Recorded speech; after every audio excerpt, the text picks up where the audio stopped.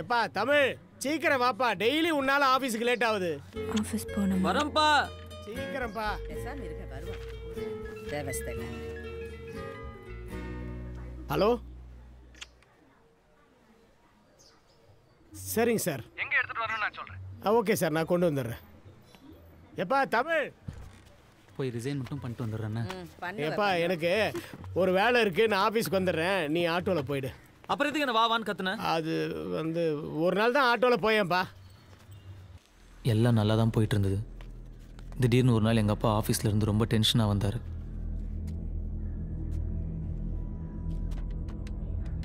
என்ன ஏதுன்னு தெரியல. வரும்போது கொண்டாந்தல ரொம்ப டிஸ்டர்ப்டாக இருந்தார். நாங்கள் அவர் அந்த மாதிரி பார்த்ததே இல்லை. நான் கேட்டாலும் அவர் என்கிட்ட எதுவும் சொல்லலை.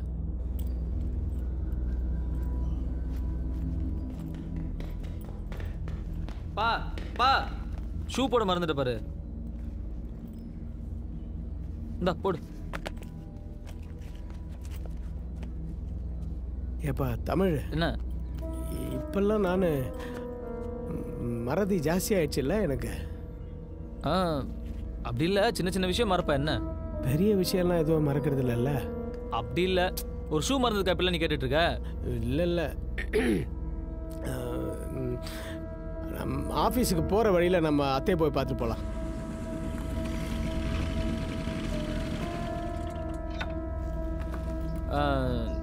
நீ போயிட்டு வா, நான் இங்கே இருக்கேன்.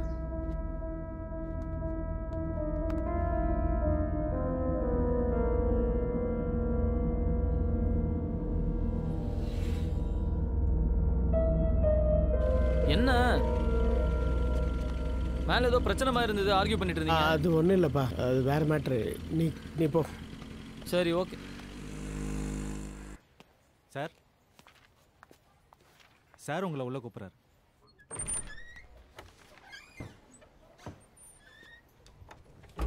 அந்த தேவநாதன் அக்கௌண்ட்ஸ் ஃபைலை எடுத்துகிட்டு வாங்க.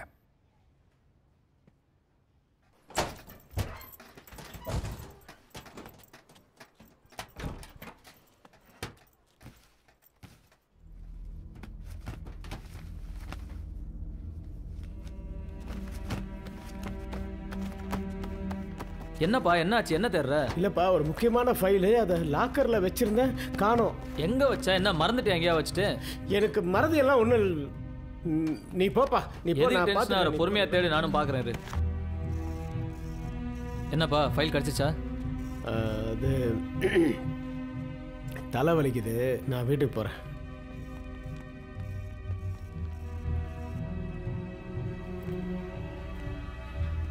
என்னங்க பையன் எங்க? அவனுக்கு நானம்மா பொறுப்பு. இன்னும் எவ்வளோ காலத்துக்கு? என்ன அவனா சின்ன குழந்தையா? அவனுக்கு கல்யாணம் ஆகல. எல்லாம் பொறுப்பானவன் தான், வருவான். நீ ஃபைலை பத்திரமா வை, ஞாபகமா எங்கேயா வச்சிட போற பார்த்து.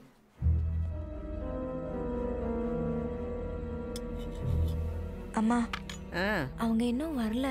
ஃபோன் ஸ்விட்ச் ஆஃபாக இருக்கு. ஆஃபீஸ் நம்பர் அங்கே எழுதி வச்சிருக்கேன், போய் ஃபோன் பண்ணு போ. ஹலோ, தமிழ் சார் இருக்காங்களா? கிளம்பிட்டார் மேடம். ஓ, கிளம்பிட்டாரா? சரி, தேங்க்யூ. ஒரு நாள் லேட்டா வரதுக்கு இந்த பொண்ணு எவ்வளவு பதட்டப்படுது பாருங்க. சாப்பிட்றீங்களா? என்ன வந்துச்சு அவருக்கு? மாமா அத்தை மேலே பயங்கரமாக கோச்சிக்கிட்டாங்க. அப்படியா? அது ஆஃபீஸ் ஒரு ஃபைலை காணோம், தான் டென்ஷன் ஆகுது. போ.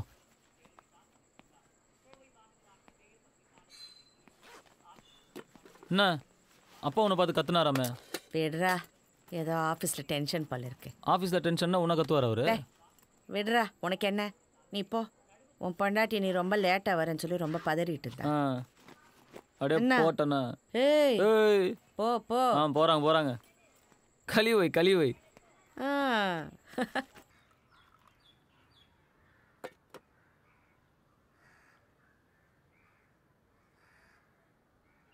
மாமா,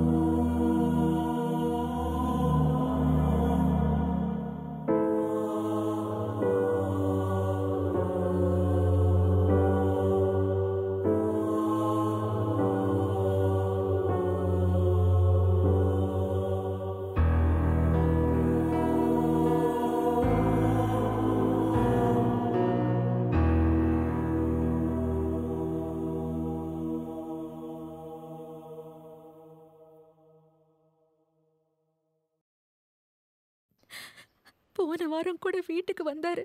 பணத்தை எங்கேயோ மறந்து வச்சுட்டேன்னெல்லாம் சொல்லிட்டு இருந்தாரு. பணம் எல்லாம் இல்லைம்மா, ஏதோ ஃபைல எங்கேயோ மறந்து விட்டுட்டாரா. அவர் திருடிட்டார்னு சொல்றாங்க. என்னங்க என்னம்மா? மயக்கமா வருது. மயக்கமா வருதுங்க. கொஞ்ச நேரம் படுத்துக்கோமா.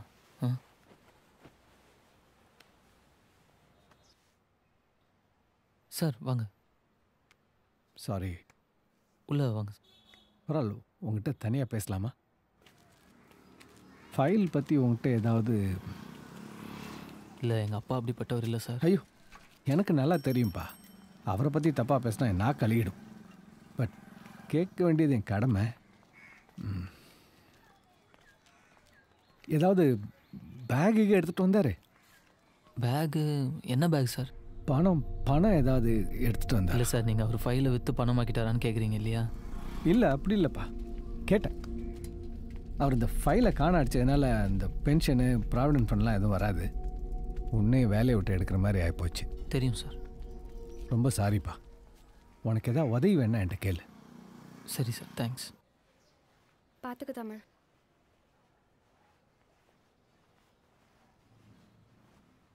அம்மாவை பார்த்துக்கப்பா. படுத்துக்கல? நான் ப்ரெக்னெண்ட்டாக இருக்கேன்னு நினைக்கிறேன்.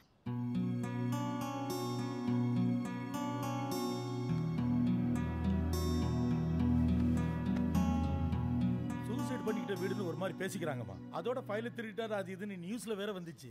அக்கம் பக்கத்துல ஒரு மாதிரி பேசுறாங்கம்மா.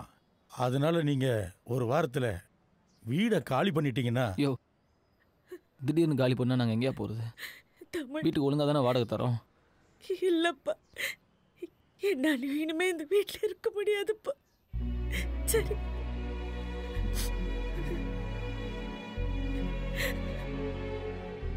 எங்கள் அம்மா வீட்டுக்கு போயிடலாங்க. என்னங்க இப்படி பண்ணிக்கிட்டாரு? பிரச்சனை என்னன்னு சொன்னாருங்களா? ஒண்ணுமே சொல்லலையே.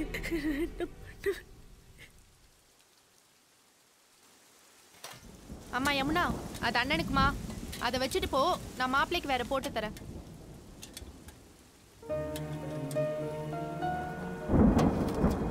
நம்ம வேற வீட்டுக்கு போயிடலாங்க.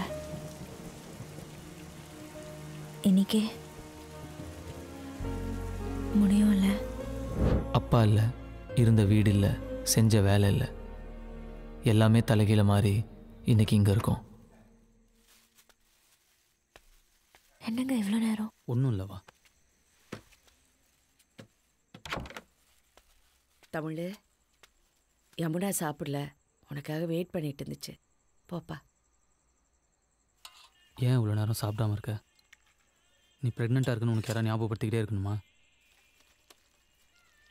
இந்தா சாப்பிடு. என்னம்மா?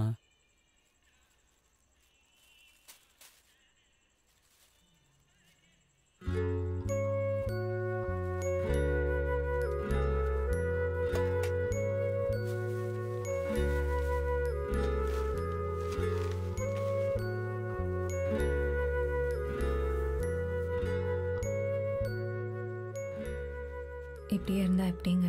நாங்கள் 2 பேரும் உங்களை நம்பி தானே இருக்கோம். நான் ஏன் எங்கள் வீட்டில் கூட இருக்க வேணான்னு சொன்னேன்னா? நீ காரணம் இல்லாமல் சொல்ல மாட்டேன்னு எனக்கு தெரியுமா? நம்ம அங்கே இருக்கும்போது யாராவது ஏதாவது உங்களை சொல்லிட்டாலும் இல்லை வேறு விதமாக நடந்துட்டாலும் என்ன பண்ணுறதுன்னு பயந்துட்டாங்க. என் வீட்டில் எல்லாம் நல்லவங்க தான், எனக்கு அவங்கள பிடிக்கும். ஆனால் எனக்கு அதை விட உங்களை பிடிக்கும். எனக்கு பொறுக்க போகிற குழந்தைக்கு எல்லா சொந்தமும் வேணும். அதான். நான் உன்னை எதுவுமே கேட்கலையம்மா. அதுதான் கஷ்டமாக இருக்கு. எங்கள் அம்மா நெத்தியில் போட்டு இல்லை. நான் அப்பா ஆக போகிறேன். என்னால் சிரிக்க கூட முடியல. நீ ப்ரெக்னெண்ட்டாக இருக்க. நீ படுத்து தூங்க நல்ல இடம் கூட இல்லை. எங்க நீங்கள் அழுத அப்புறம் என்னால் இதெல்லாம் பார்க்க முடியலம்மா, தாங்க முடியல.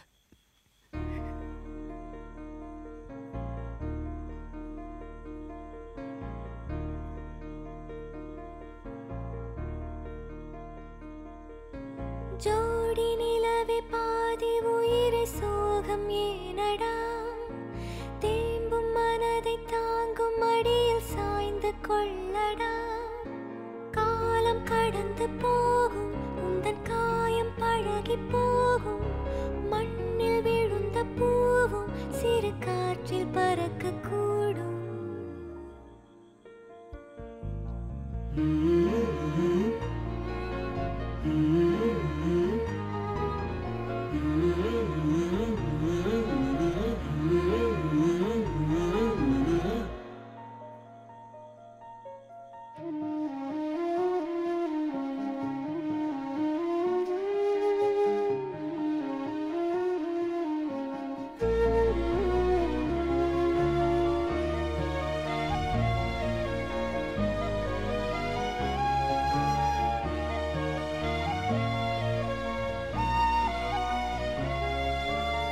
சார், எங்கள் அப்பா உங்கள் கூட தான் கொஞ்சம் க்ளோஸாக இருப்பார்.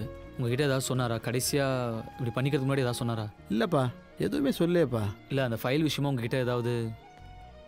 இல்லை தம்பி.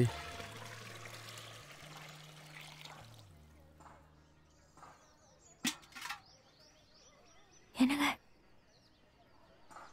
குழந்தை நகர்ந்துங்க, தொட்டு பாருங்க.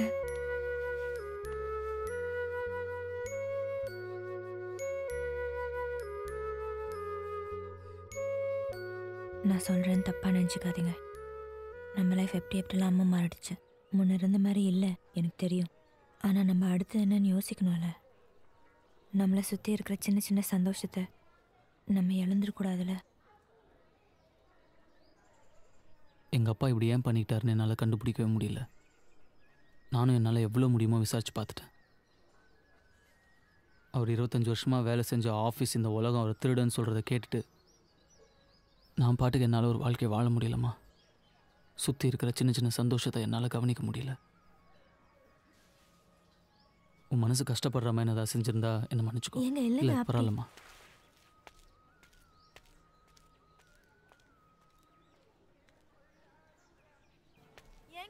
ஒரு நிமிஷம். என்னங்க?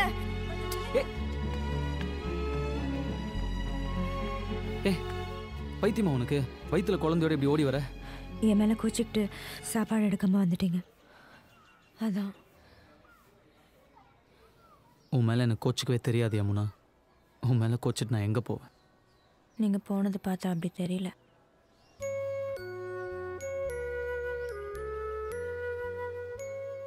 என்னோட சின்ன சின்ன சந்தோஷம் எல்லாமே நீ தான் யமுனா.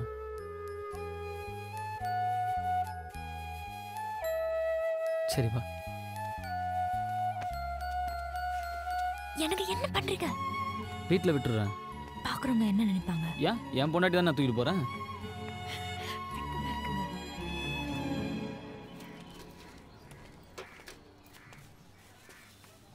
தம்பி, சார் கொஞ்சம் தனியாக பேசணும்பா. நீங்கள் ஆஃபீஸில் வந்து கேட்கும்போது என்னால் சொல்ல முடியல. கொஞ்சம் தயக்கமாக இருந்தது. எனக்கு தெரிஞ்சதை சொல்கிறேன். உங்கள் அப்பா ஃபைலை எடுத்தாரா இல்லையான்னு எனக்கு தெரியாது. ஆனால் ஆஃபீஸர் ஏதோ கொடுத்தாருனோ அதை எங்கேயோ மறதியில் வச்சுட்டேன்னு புலம்பிக்கிட்டு இருந்தார். என்னப்பா ஒரு மாதிரியாக இருக்க? இல்லை சாரு, பணம் எங்கே? பணமா? என்ன பணம்? இல்லைல்லப்பா, நான் ஏதோ வளர்றேன். இல்லை பணம்னு ஏதோ சொன்னீங்க. நான் கொஞ்சம் டீட்டெயிலாக கேட்க ஆரம்பித்ததும் அவர் மழுப்ப ஆரம்பிச்சிட்டாரு. எங்கள் ஆஃபீஸில் போய் பார்த்தீங்கன்னா ஏதாவது கிளாரிட்டி கிடைக்கும்.